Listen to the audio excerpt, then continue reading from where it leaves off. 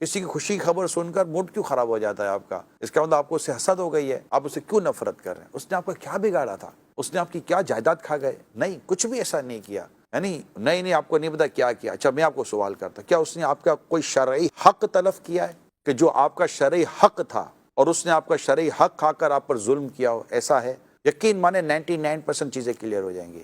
وہ جو کچھ آپ سمجھتے کہ اس سے میرا غلط کیا ہو، ضروری تھوڑی غلط کیا ہو۔ آپ کا فون اٹینڈ نہیں کیا تو اس کا حق ہے وہ فون اٹینڈ نہ کرے۔ اس نے آپ کو دعوت نہیں دی تھی، اس کو ٹھیک ہے، دعوت میں ضروری نہیں ہے کہ وہ آپ کو دعوت دے۔ تو بہت ساری چیزیں جس میں ہماری حق تلفی نہیں ہوتی، بس ہماری ایک عجیب و غریب قسم کی سوچ ہوتی ہے۔ اب ہمیں اسے نفرت ہو جاتی ہے، ہمیں اسے بغض ہو جاتا ہے، ہمیں اسے کینہ ہو جاتا ہے، اس کی خوشیوں کو بھی ہم لوگ نفرت کی نظر سے دیکھتے ہیں۔ اس سے اس کی صحت پہ کوئی فرق نہیں پڑے گا۔ اللہ پاک نے جس پر اپنی نعمتوں کے دروازے کھول دیے نا، اس پر تو نعمتیں برسیں گی، اور اگر اس کی نعمت سے آپ کو جیلسی ہو چکی ہے تو یاد رکھیے کہ اس کی تو نعمتیں بڑھیں گی، آپ کی جیلسی بڑھے گی۔ اللہ یعوذ باللہ۔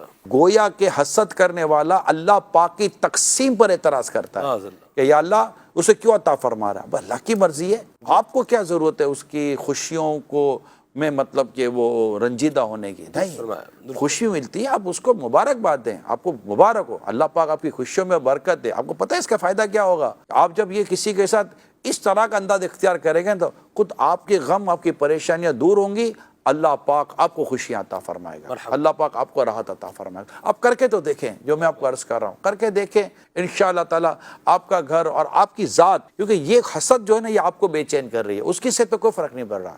اس کو بیچارے کو پتہ چل بھی گیا تو وہ دعا کر دے گا یا اللہ اس کو ہدایت دے دے، مگر اس سے آپ کی پریشانی بڑھ رہی ہے، آپ کا غم بڑھ رہا ہے، آپ کا دکھ بڑھ رہا ہے، آپ کا موڈ خراب ہو رہا ہے، آپ کو ڈپریشن ہو گیا ہے، آپ اسٹریس میں آ گئے ہیں، آپ کو انزائٹی ہو گئی ہے، آپ کو طرح طرح کی چیزیں خدا نخواستہ ہو گئی ہیں، کیونکہ آپ کو کسی کی خوشی کے ساتھ بغض ہو گیا، کسی خوشی کے ساتھ آپ کو حسد ہو گئی، کسی کی نعمت کے ساتھ آپ کو حسد ہو گئی۔ اور حسد نیکیوں کو یوں کھا جاتی ہے جیسے آگ لکڑیوں کو۔ اللہ پاک ہمیں حسد جیسی آگ سے اور حسد جیسے حرام اور ناجائز گناہ سے اللہ پاک آپ کی میری حفاظت کرے۔